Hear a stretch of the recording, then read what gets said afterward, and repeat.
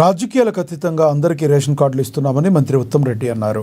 గత 10 ఏళ్లలో బీఆర్ఎస్ ప్రభుత్వం ఒక్క రేషన్ కార్డు కూడా ఇవ్వలేదని, కాంగ్రెస్ ప్రభుత్వం రాగానే కొత్త రేషన్ కార్డులు ఇస్తున్నామన్నారు.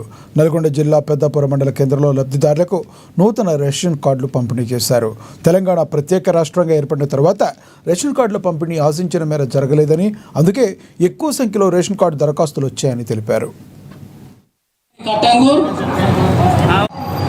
89 లక్షల రేషన్ కార్డు ఉండే. ఎంతమందికి రేషన్ వచ్చేది? 2,81,00,000 మందికి. మేము అధికారంలో వచ్చిన తర్వాత 7,95,000 కొత్త రేషన్ కార్డులు కూడా ప్రక్రియ మొదలుపెట్టినాము. అదేవిధంగా కొత్తగా లబ్ధిదారులని 33 లక్షల మందికి ఇస్తున్నాము. అంటే గత